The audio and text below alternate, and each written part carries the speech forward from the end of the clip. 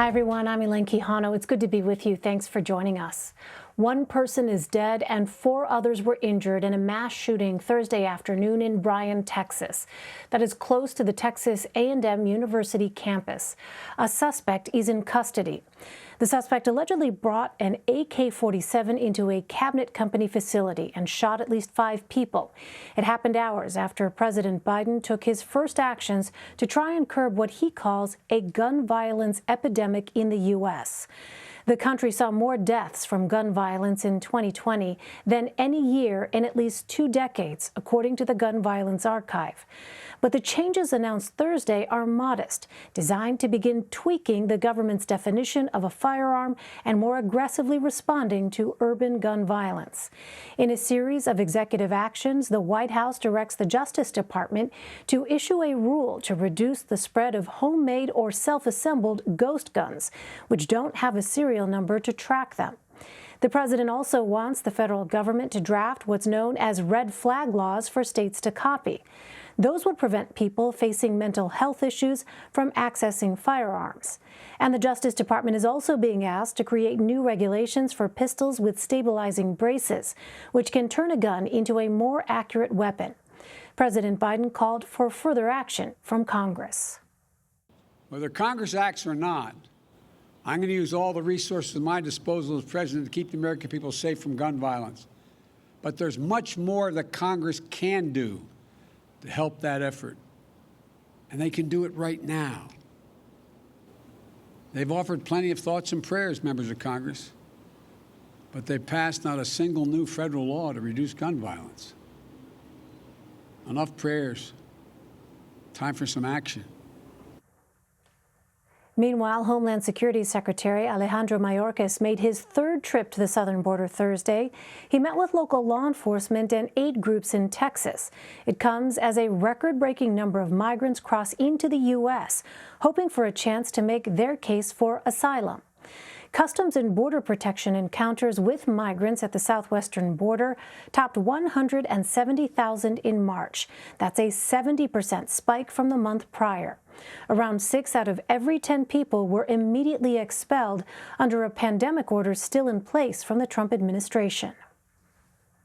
Nancy Cordes, Eugene Scott, and Tarini Parti join me now.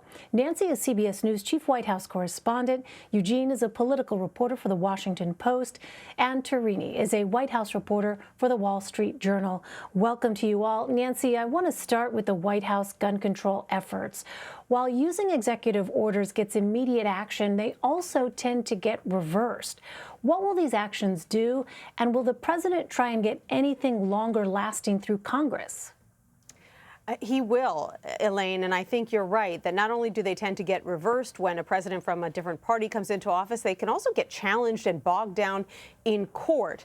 But this White House wanted to show that it was being responsive in the wake of a couple of really serious mass shootings in this country that raised a lot of questions about why this president hadn't yet taken executive action. And you really hit the nail on the head, Elaine, when you called these actions modest. They really are modest, kind of nibbling around the edges. And there are a lot of activists out there who feel that there's a lot more that the administration can do on its own. Forget about legislation, but they think that this administration can do more to close background check loopholes and can do more to prevent the importation of some types of weapons. So what the president said, what his aides have said, is that this is just round 1, that they've got more planned.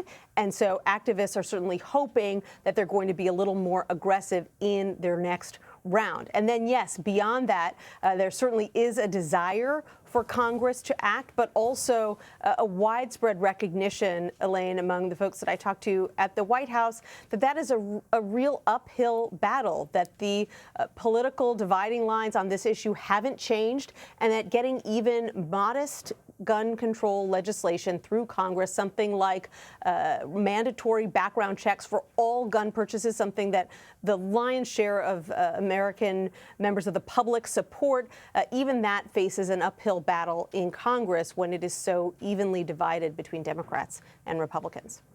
And Tarini, is that why, what Nancy just laid out there, why we likely won't be seeing President Biden expending a lot of political capital on this, unlike infrastructure and jobs, which we have seen him do?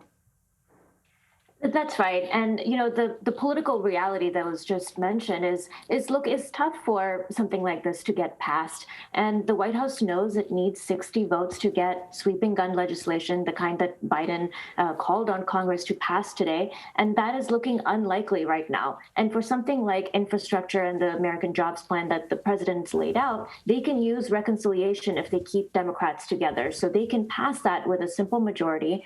And that process is used for more budgetary items, and for something like sweeping reforms to gun laws would require 60 votes. Well, Eugene, in the Washington Post this morning, West Virginia Senator Joe Manchin reiterated his opposition to ending the filibuster, which creates a 60-vote bar to pass bills in the Senate. He also says he doesn't want reconciliation, the process Democrats use to pass COVID relief with just 50 votes, to become how things normally work. So where does that leave gun control or infrastructure? Well, it's going to be very difficult for Democrats to get 60 votes, given that their views on the matter fall left and significantly left of where most Republicans are. And we have Manchin being very vocal about how he is not going to work to weaken or certainly eliminate the filibuster, and really believes that both parties should come together to try to find solutions for the issue that is plaguing our country, that President Biden called an epidemic. But the challenge will be is that it's just highly unlikely to get everyone, or at least 60 people on the same side of anything that Democrats are currently proposing, much less get more than 60 people. Nancy, let's turn to the border. The Biden administration had characterized the increase in people traveling to the U.S. as part of a usual seasonal uptick. But as we see the rate of border encounters at record high levels, does that undercut their defense? It does, Elaine. I mean, you just look at that blue line heading straight off the charts, and it makes it very difficult for this White House to argue that this is just like any other year, it's seasonal, and that it'll start to drop off when the weather gets warmer. It just looks so different from those other years. Now, allies of the White House will argue that this is pent-up demand. People who maybe would have made the journey in previous years, but who didn't feel comfortable doing so during the Trump era, and they are making the move now. But that's definitely not in line with the argument that the White House itself wants to be making. CBS News reported just today that the administration is working to make 20,000 beds available for unaccompanied minors. But we know that in March alone, 18,000 unaccompanied minors crossed the border and are here in the U.S. So it's not even clear at this point that those 20,000 beds are going to be enough, Elaine. Yeah. Well, Tarini, as we mentioned, most people are being expelled before they get the chance to apply for asylum. But the number of unaccompanied children and teens also doubled between February and March. Texas Governor Greg Abbott is calling for one facility where minors are being housed to be shut down over abuse allegations. How is the White House responding? So the White House is saying that they don't believe that this facility needs to be shut down at this point, but the Health and Human Services is investigating this matter. This is the agency that takes care of these children once they're moved from Customs and Border Patrol into their facilities. And so they're saying they're going to investigate this, but at this point, they don't see a reason to shut down the facility as the governor has suggested. All right, Nancy Cordes, Eugene, Scott, and Tarini Parti, thank you all very much. You're welcome. Thank you.